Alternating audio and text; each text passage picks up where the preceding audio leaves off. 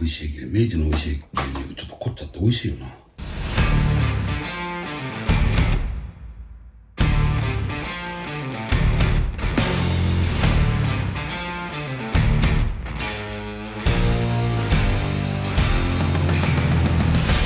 はい、柳川さんお疲れ様です。はいどうも今週も、柳川チャンネル始めたいと思います。いいよ。はい、今週はですね、東京競馬場でオークスが行われます。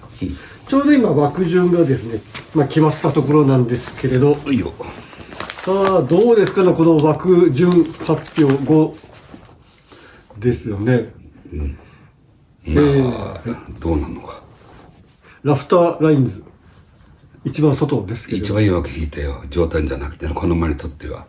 と思ってるけど、一番いい枠って言い方はおかしいけど、不満のない枠だったら、内側の1番とか3番だったら消しようと思ったんだけど、馬券はね、印はつけても、ラフターライン、レーンは、この間もやっぱり、伸び上がって、ずっと伸び上がってけど、この間タイミングよく出遅れまでいかんかったもんな。伸び上がって、二分の半分ぐらいは少し他の馬よりも後ろにいたかもわからないけど、その前が俺はもう5馬身とか6馬身とか伸び上がってね、レーンはもう大丈夫だっていうふうに言ってたらしいけど、癖つかんだとかって、そんなに、大したもんなのかどうかわからんけど、わからないけど、1枠だったら最初に待たされて、奇数枠だったら最初にやられて待たされて、伸び上がって5馬身ぐらい出遅れるのかなと思ってて、いたから、もともと24ベストとか全く思わないんでね。ベターかもどうかもと思うけど、あんまりに長いところは、っていう気がしてるんだけれど、ラフターにすれば、僕としてはこの枠だったら、全くもって、不満はなしと、個人的には。状態もいいしな。先週帰ってきて、水曜日に帰ってきたのか ?10 日前ぐらいで。で、木曜日かなんか馬場入りして馬見た時も、変化はないよね。その後も見てて、今週の昨日の駅なんかを見ても、馬そのものに、前回のフラワーじゃねえなんだっけフローラです。フローラからか。変わった印象は全くないけど、高いレベルで来たなっていうところで、体の張りいいしな。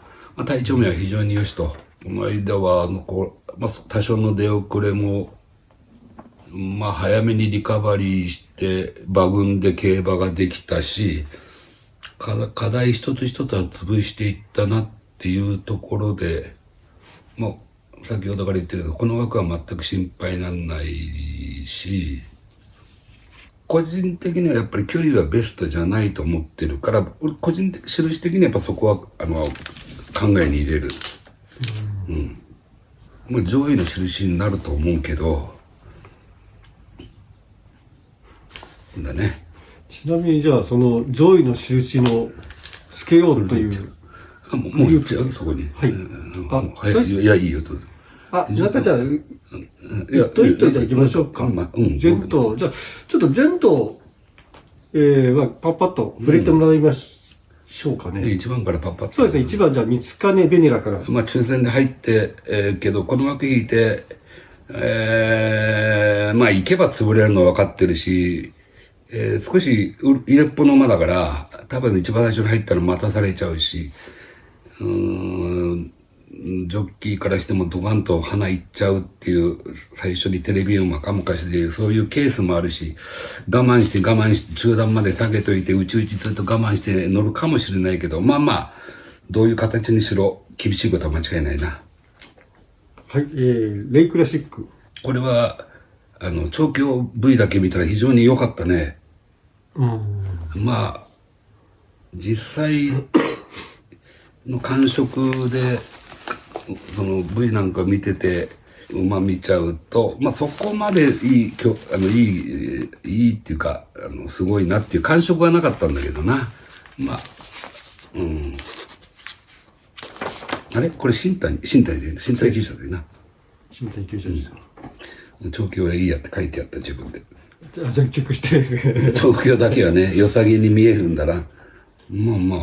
そこらこそそこに走れてもおかしくはないんじゃないかなっていう感触はあるけれど、今年のメンバーがそこまで強烈じゃないっていう感触もあるんでね。もしかしたら出番もという感じですかね。まあ、どういうところで出番があるのかな。あんまりピンとこねえんだけどな、実は。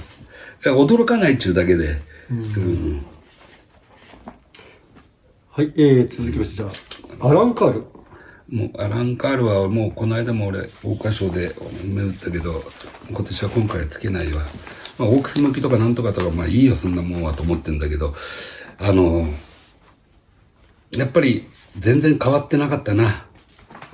まあおそらくシンガリーから行くなってジョッキーからしてもそう思ってたけど、ズドンと来なかったな。やっぱ体まだもう全然体ねやっぱり芯が入ってないわ。この間その2桁体重だったらと思ってやっぱりならなかったな。で今回なるかっつったら、まあ時期もあったかくなってるし、ちょっと考えにくいんでね。400この間30ぐらいだろ。40越してくれば印はもう全く俺としては興味ないけど、40越してくるようだったらちょっと見てみようかなっていう、見てみたいっていうだけであって、先週のビクトリーやったっけこの結構暑かったじゃん。俺も競馬場行って結構暑かったんだよ。もう新潟も暑かった。新潟はね、そこまでじゃない。風が冷たかったんですよ。東京暑かったよ。それでね、今小馬だからなんだけど、珍しいくらいに馬体重の増減が2桁いなかったんだよ。俺の感覚でもうマイナス2桁っていう馬が何頭か出てくるかなと思ってたんだけど、意外と、実はそれが一番驚いたんだけど、もっとがっつり減ってくる馬がいるんじゃないかなと、牝馬だけにうるさいし、牝馬は。だからまあ、気温が暑かったからね。まあ、ちょっとずれちゃったけど、今回も、まあ、先週ほど暑く気温が上がんないにしろ、ちょっとやっぱりムシムシするようなところもあるっていうし、まあ、週中昨日あたりも暑かったしな、まあ、関西も暑かったと思うんで、体は減らしてくるんだろうなっていう気がしてしょうがないんだけれど、だからアラン・カールがこれで体が20キロ2桁増えてくるっていうのはやっぱ秋になんなきゃダメだろうなと思ってる。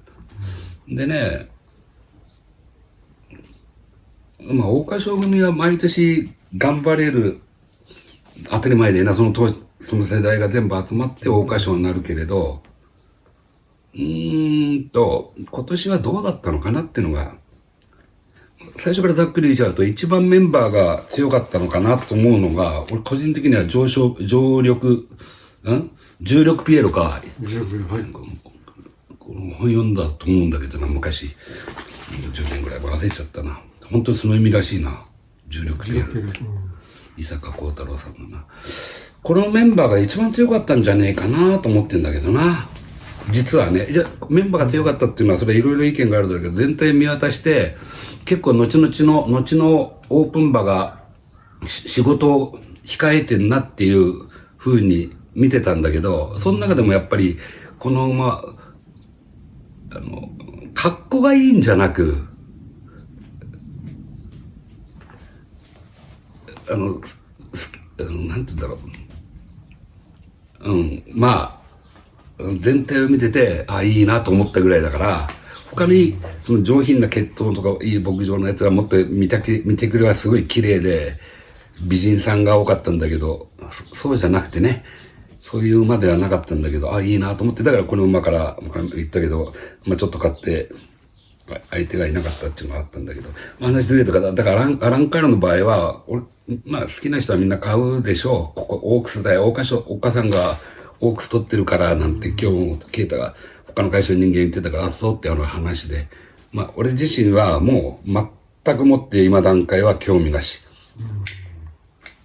この枠で竹なんで、まあ前に行くってことは、まあ10兆泊ないだろうから。だから内々をずーっと距離なしで、回ってくることは間違いないから、それ今まで結構ずっと外、まあ、前半は戦六でも後方だから内側にいたけど、そうだね。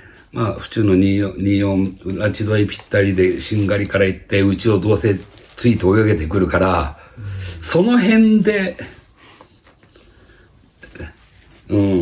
その辺でうまくやられたなっていう風な乗り方でやれば、掲示板のどっかしらに食い込んでくるかなって気がするけど、今のところこの馬にはもう、散々20丸打って、いいや、もうっていう感じです、個人的にはね。でこれが当日、本当にないとは思うけど、440いくつとかっていうんだったら、引っかかる、かなり注目する。馬券を割いちゃうかもわかんない。全体的にボリューム感が出てれば OK って感じですかね。それともどっかで。出ないわ。というのがもう、どこだかで体は無駄回りだけど。いや、それはないもん。そんな10日、2週間で筋肉もりもり上がるなんてことは、あそこ意気込みはすごかったけど、あれは変わり身が本当にすごかった。まだ2週間前のやつ。あれはね、今更じゃないけど、あんだけのカナロアはね、一番カナロアみんなが一番いいなと思って、多分、ベラジオオペラが一番良かったから男馬だよ。あれを、お尻と胸からグッと詰めたような感じの馬なんで。これが本物のカナロアの姿だと思ってるんだけど、すごい筋肉だもんな。もう、おりもりしちゃってんだもん。これは、驚いちゃってるか、1戦目、2戦目、2戦目から3戦目の代わり。もう来年以降は、当分マイル路線は、カナ馬出てこないと思う。で、勝手に思ってます。話ずれた。まあ、ランカールの場合はもう、個人的には40になった姿が気に入れば、馬券を抑えるかもしれないっていうだけで、まあ、2桁増えるってことは、ないね。もし1泊増えるんだったら、1泊旅行、1泊できて、よっぽど、ドライブが、OK で、ついて飯食って、朝もちゃんとバリッと飯食ってっていう、だったらね。でも、ないと思う。はい、以上。はい。これが何枠だっけ ?3 番。3番です。次はじゃあ4番、ロングトールサリー。ロングトールサリー。北さんブラックです。これね、あれ、ロングトールサリーって福永厩舎の足毛じゃない北さんだよな。こっちじゃないよ、影で。影で。これはね、長期 V もそうだったけど、あんまりピンとこない。いまいち。はい。5番、リアライズルミナス。リアライズです。大穴としてあげればこの辺かなっていう気はするけどな。あくまでも大穴だよ。馬的には全然、スケール感はまずあるんで、多分ね、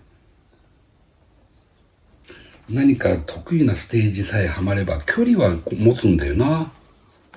でもどこがいいのかなっていう、結構上級に行きそうな体つきとフォームで走るんで、まあこの間正攻法の競馬やってたんじゃこのメンバーじゃ足んないけど、例えばね、このレースで、例えば楽に花取っちゃって、そのまま流れてきたとか、そういうふうな非常にいい流れになった場合には、残り目も、馬券圏で3ぐらいの残り目はあるかなというところはある。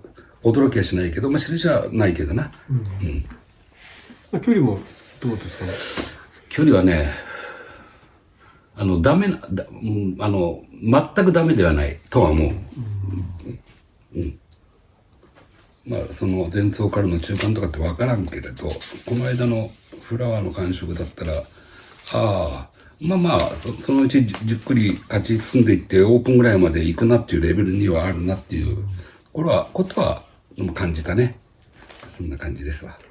はい、6番、ロンギングセリーヌ。体調はいいけど、やっぱり非力だな。体がでかい割には。で、俺はね、逃げてほしくないんだけど、この枠引いちゃったし、初速で花いっちゃうのかな。まあ長いわ。距離が長いです。はい、7番、スタニングレディ。元気いっぱいけど、ずーっとそれで来てるけど、これも距離長い。はい、8番、スマートプリエール。いいローテーションで来たんじゃね、むしろ。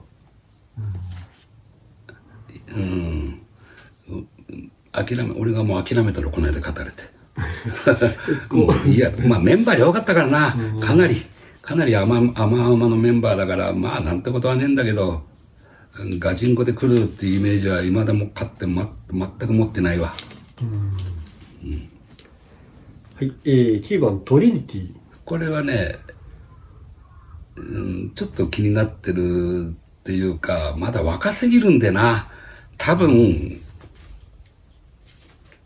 性格がまだ、スタンド前のワッチャワッチャでフルゲートの24っていうのはパニクるんじゃねえかなっていう気がしてしょうがない。レベルはまあまあいいのがあるけど、ちょっと長い目で見ていきたいけど、今回はいいや。はい、次は10番スターアニス。まあ、もうね、特に言うことないんじゃない？距離全然持たない。全然持たないって言い方ねえけど、桜花賞の馬って大概、当然能力上だから、多少は参ってもな、それはストライクゾーン外れてたって大谷翔平ホームラン打っちゃうから、大谷翔平とは言わんけど、この馬が。まあ、個人的にはね、競馬は楽だろうな。そこまで速くならないし、前が有利だったらいいところにつけられるしな。馬場の、まあ、雨がどうなんのか、その時の馬場状況わからんけど、まあ、いきなり内側が全部悪いってことはねえと思うから、スタート上手で折り合いつくしな。性格的には持つよ。この距離は。だからそれで能力を出し切って、どうか。だからマイル路線使ってきた桜花賞組とかなんとかはもう勝負付け済んでるから、それ以外の路線で来た馬たちとの力比較っていうところでね、まあな、ベストではない、ベターでもない、24は。勝てば3冠いっちゃうんじゃねえのっていう感じはする。でもわからんな、秋は。完成度が高いしね。続きましてじゃあ11番アメティスタ。馬はね、全然オッケーって言い方おかしいけど、なんでフラワーで負けたんだろうなと思ったぐらいの馬なんだけど。そう。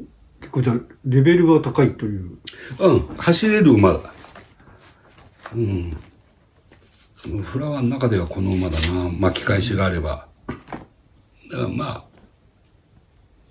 そんなに差があるとはいう感じもしないんだけどね。個人的に印はつくかつかないかのところになっちゃうけど、多分ね、馬見て馬券を選ぶんだったら多分、もし3連買うんだったら入れちゃうね。多分ね。結構気に入ってる馬ではある。全然足んないとは思わない。次は12番ドリームコア。ドリームコアな。先週はバタバタだったけど、今週の追い切り良かったな。そうですね。でも、やっぱり、左回りオンリーだけど、24で買うかって言われると、触手湧かないな。いまいち。やっぱり距離はマイル。1008ぐらいまでだったら心配ねえけどね。なんかね、その2000超えちゃうと、とっさに止まっちゃうような気がしてしょうがないな。まあ、内枠引いてルメール、ラチ沿いでぴったり距離のシーンなしっていう、みんなそこ狙いたいんだろうけど、そういう、この枠でルメールだったらそういう系はできないだろうからね。なんか中段まで一回下げてのじっくりになっちゃうだろうから、馬群で。そっから用意どんで来るかどうかってのはな。あくまでもね、本当に度が尽くす1分、1000メートル1分2秒から3秒ぐらい、両馬場でね、先週までの馬場で、そのくらいでもし流れたならドスローだから、坂上がってから用意となるから、そうすると、意外とみんな距離持っちゃう。だから、スターアニスだろうが、ドリームコアだったら。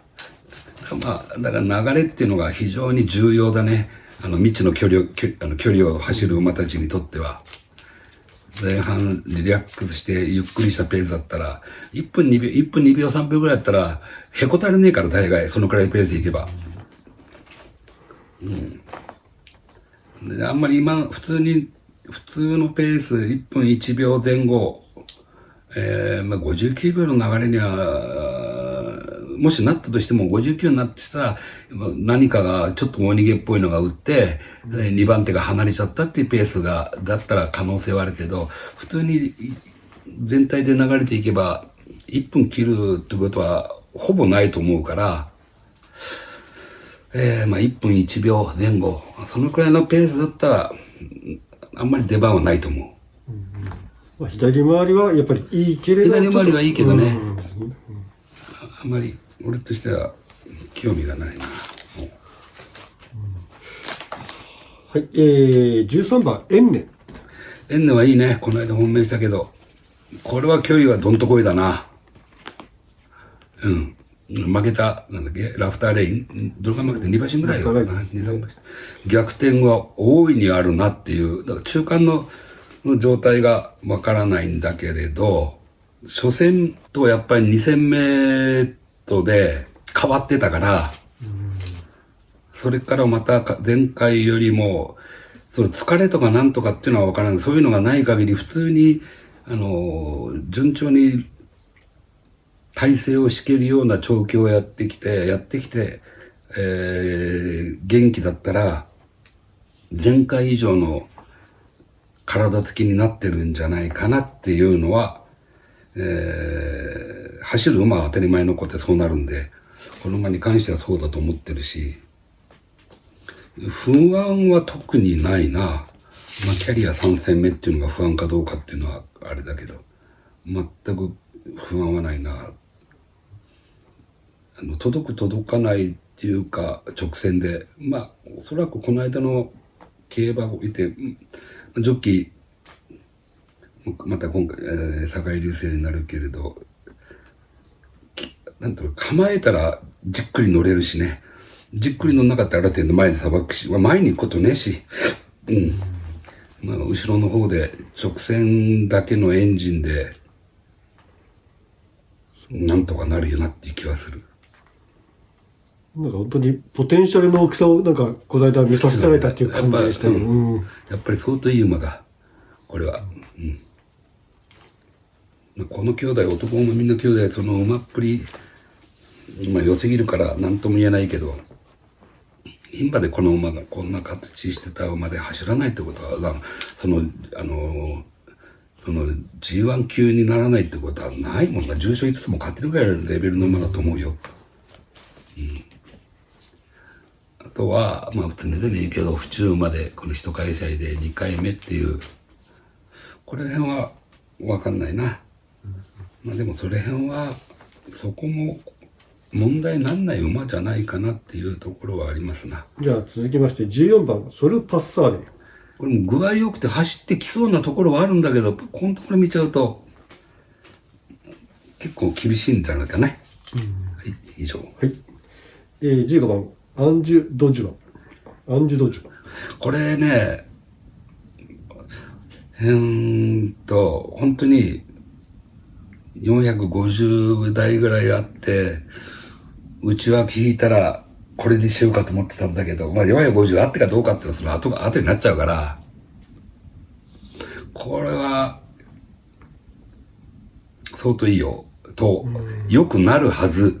この間の体見てて、枝だもんな。馬じゃない。木の枝みたいな体になってた。それで、ちゃんとしっかりした走りができてるんでね、持ってるものは、そのポテンシャルって言ったら、いや、相当レベル高い。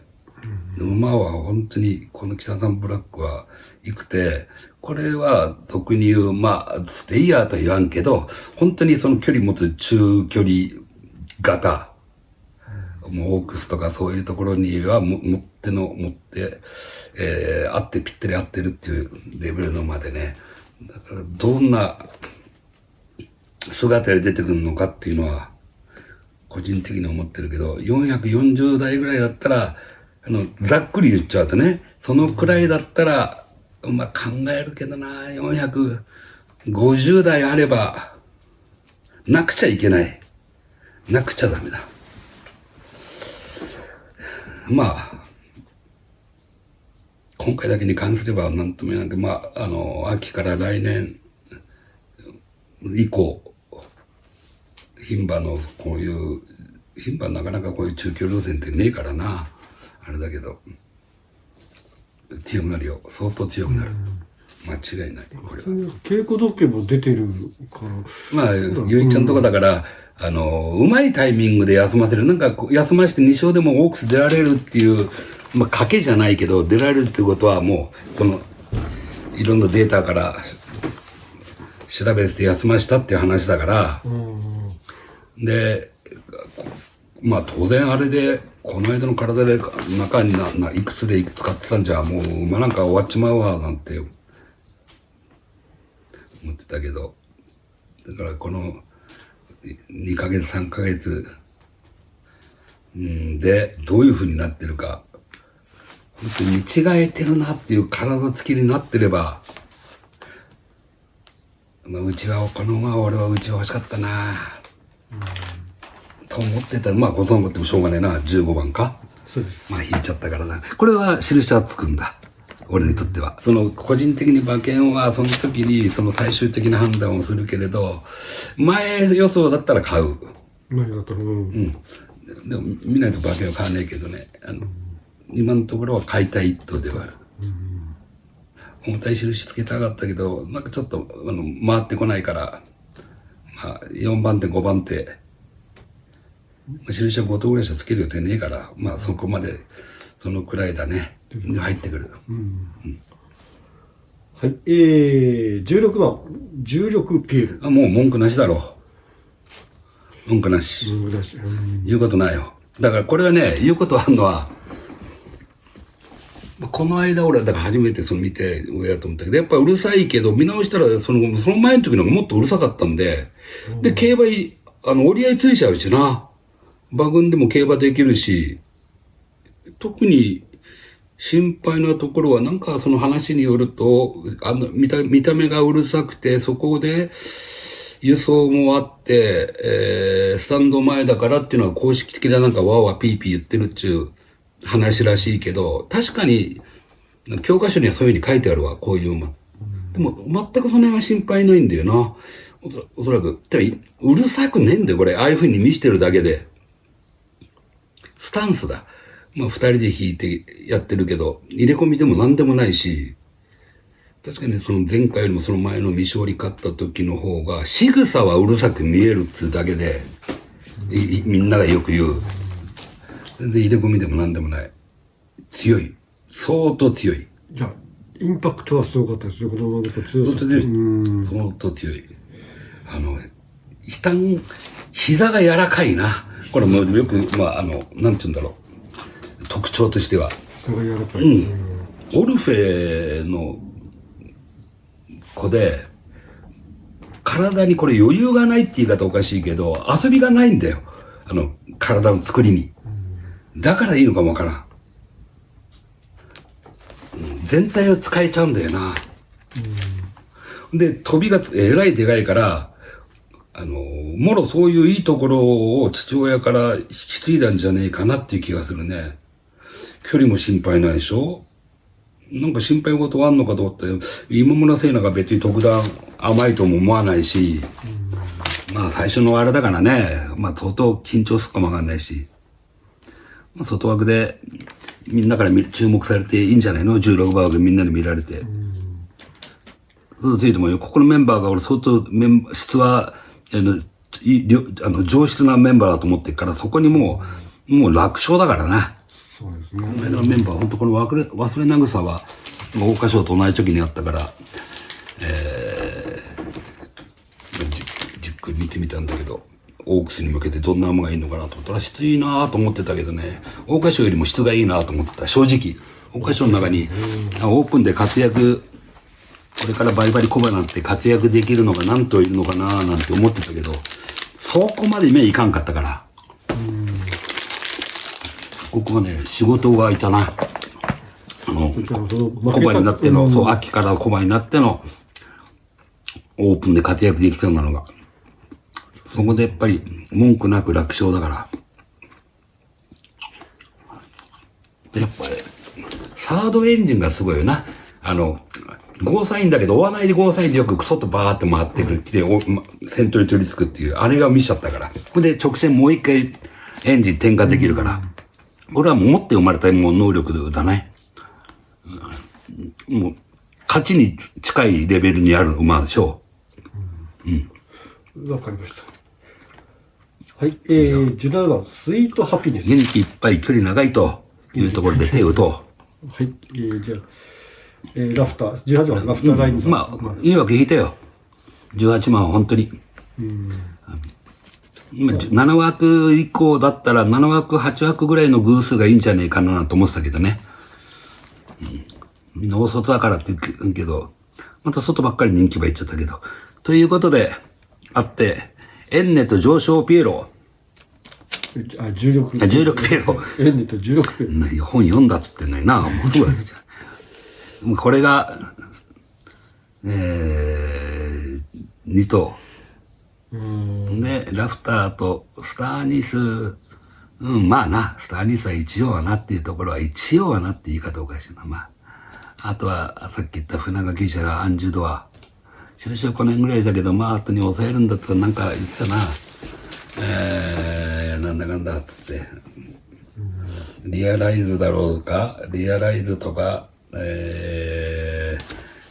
だ、ロングなんたらとかなんかわかんないことなんか言ってたけど、まあその辺は、いや、印つけねえ。まあ、多分、エンネか重力、場名の由来調べたら重力プラスピエロってどんなそのまんまじゃねえかって思ったんだけど。まあ、どっちかだと思う。エンネ重力。まあ、いずれにしろ、ドンケツから行くだろうから、足余すかどうかは、それは知らんわ。馬は嘘つかねえわ、なんかでも言うけど。競馬は信用できねえけど。というところで、オークス。はい。非常に個人的には簡単なレースだと思ってる。ああ、簡単ですか。簡単。オークスダービーは。そうですね。まあ、ダービーも。ダービー難しいかな。週末は柳長チャンネル。競馬予想は馬三郎。平場もどんななってんのかな。まあ、新潟最後だけども、ぐじゃぐじゃいて。まあ、確定してて、新潟の先直の3台があるじゃん。はい。あそこの、まあ、枠順に買っちゃうけどな、あそこの深山芸者のダブルなんとかっていうのは相当いいんだよな。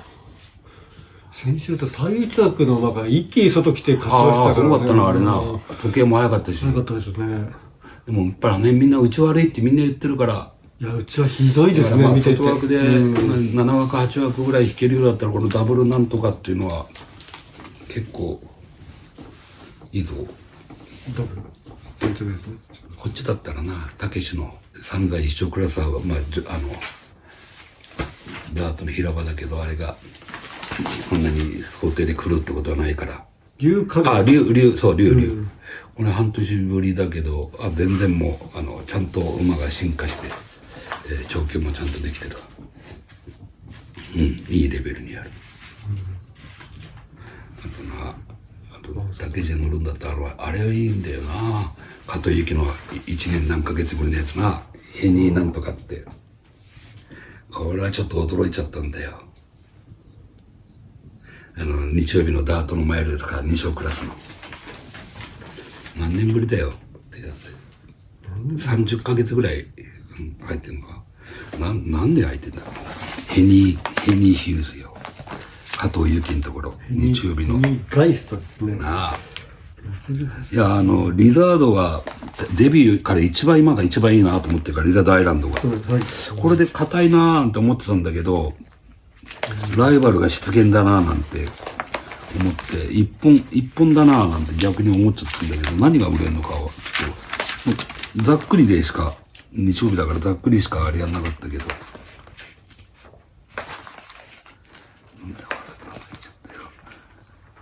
リザード。このヘニーガイストはね、何年ぶりだよ、これ。久しく見てなかったな、ずっと思ってたの。林さんの馬。1年 ?4 ヶ月か。ちょうどいい休養になったわ。できてますか、体とか見て。いや、素晴らしいな。すごい。なんで休んでたんだろう。まあ、エビだったのかな、わからんけど。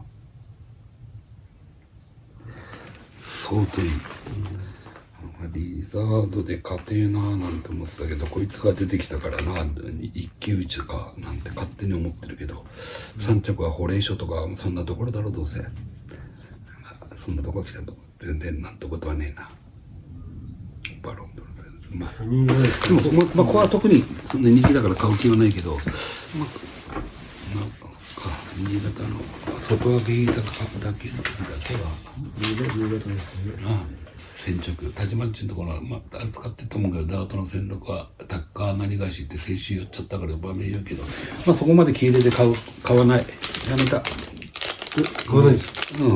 まあ、あんまり読みは、耳なんかピンとこなかった。今週ですか。でも多分上位に来るよ。買う気がないっていうだけで。タッカー。ちょっと気に入った未勝利が今週、ほんと未勝利気に入ってる馬がいて、惨敗してる馬で、これいいなと思って。だから、なんで走んねんですかねって言う。帰ろうよって次、だから芝生をずっと使ってた馬がいて、今度、じゃあ来週か再来週か分かんないけど、ダートにしますかって話で、だったら俺もちょっと行こうかなって、北海道行く前か、行ってからか分かんないけど、その時はまたそれで、ここで言うわ。来週ですね。多分全然人気ねえよ。分からんな。長距見られてたら、長距見せたら馬券買おうと思ってる人間出てくるかもな、あれは。ま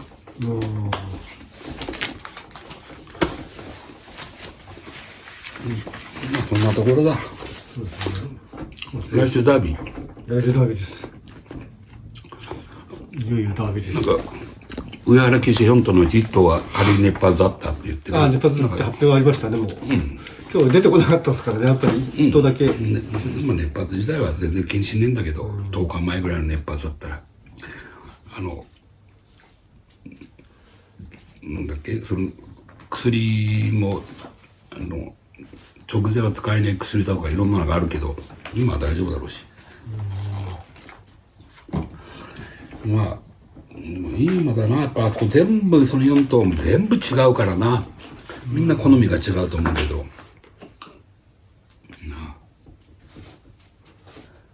4頭でほんとガラガラ、毎日見るたんびに本命こっちにしようと肩、ずれてるんだよ。ほんとずれるわ。ロブチュンに任せるかどうかっていうところでな。なんか任せそうな馬はいますか？全然。全然だと思ってるけれど。ちょっとそれはまた来週話していただければ。思ったほど進化が、上原騎手でも進化がないのが2頭で、進化してんのが2頭なんで、俺から見て。だからまあな、そこではっきり出るのかな。あと、ただリアライズか？リアライズですね。距離は結構微妙だけどね。元気は元気だわ。体使えてっから苦しいとこないみたいだしな。ダービーってその辺ぐらいしかいないんだろ？なんかいなかったよな。そうですね。まあ、やっぱり吉岡その5頭になりますよね。なんかあ、そう。そうだろ？関東側。あといないよな。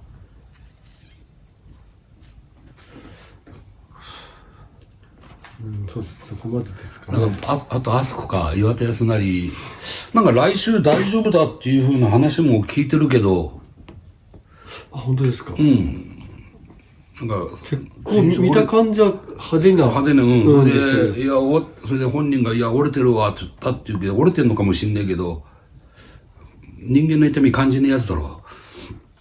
まあ、そう、冗談抜きして、いや、根性あっから、いや、あれは、ヤスが乗ってくると、アスクは相当いいなっていう、やっぱりこの間がやっぱりいまいちだったことで、あんだけ競馬をやって頑張れてるから、距離も心配ないしな。なんか関西はだったらロブチュンとアスクとなんかいたかな他にっていうあんまり記憶にねえんだけどよ。記憶にねえな。まあダービーは来週で珍しくダービー例年ダービー面白くねえなと思ってたけど今年ダービー面白いんじゃねえの。いや、そうです。面白いですよね。でも競馬行くのよそうかと思ってぜひぜひ。混むから。いや、混むのは混みますよね。まあでも。今週の奥さん見に行こうかと思ってちょっと面白いから。え？オークス。あ、面白いからね。そうですね。もうぜひぜひ。ちょっとこれ見なくちゃいけねえな秋に対してね。さっき言ったけどなんとかはやっぱ秋とか来年に向けてバリッとしてきそうな馬がいるんでね覚えておかなくちゃいけない。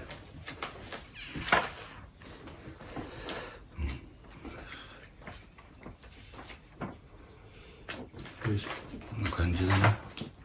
以上だな。はい。今動画の方ではPOG の方、うちの石渡木村、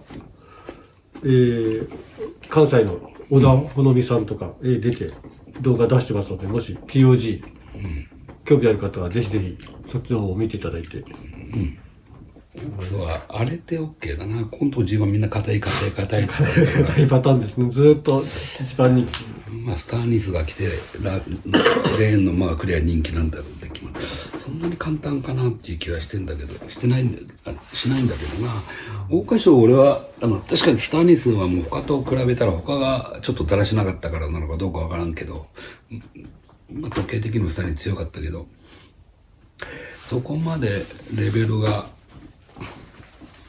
良かったかどうかっていうのは結構クエスチョンね。何回も言うように忘れ慰のが結果的に将来的に見てあそこのメンバー強かったよなっていう風に思われるんじゃないかなっていう気がしょうがない。あそこにメンバー良かったよ。これもオープン場だな。これも本当にオープン行くなっていうのが本当に4頭5頭いたんだよ。というところでした。その負けた首からもちょっとこれから馬券になりそうな馬がたくさん出そうなので、重力 PL か今村さんの単勝何倍なの2番人気じゃねえのか3番人気なのか4番人気ですかね。3番人気って何なんだよ。ドリームコア。あそうはいなるほどだとかなと思います。なるほど、まあ、左回りがいいとかなんてこの前言ったもんな終わった後な最初から分かってる。最初からそうだいやだから俺は分かってたけど、まあマイル系の絆なんだよな。ペンネかあれとはもう全然違うもんな。スケール感はもう数段あっちのが谷川牧場の方が上だな。よしそういうことでおしはい、よしじゃあ今日はここまでにします。どうした。今日は先にいただいちゃいました。すいません。POG 虎の巻ディスコード大好評で絶賛更新中です。気になる内容はカラーで振り返る2歳馬のパドック写真、注目厩舎の有力馬をピックアップした厩舎編、人気クラブの2歳馬をまとめたマル秘リスト付きクラブ編、現地からのトラックマンの生情報、そして読み応え抜群のブログ、最新のゲート試験情報も、リアルタイムでの情報共有、指名馬の気になる現状を記者に質問することができ、内容盛りだくさんです。でも本番はここから。新馬戦が始まる6月からはどこよりも早い出走馬情報を毎週日曜日、水曜日にお届け。レース後は新馬戦のコメント速報を1着から5着までカバーします。有力馬の自走動向や陣営コメントなどなど、今年の POG をもっと楽しく、もっと深く。 POG 勝利への特急券は YouTube デイリー馬三郎チャンネルの会員になること、そして POG のすべてが詰まった内容で月額490円。勝利への指定席を開けてお待ちしています。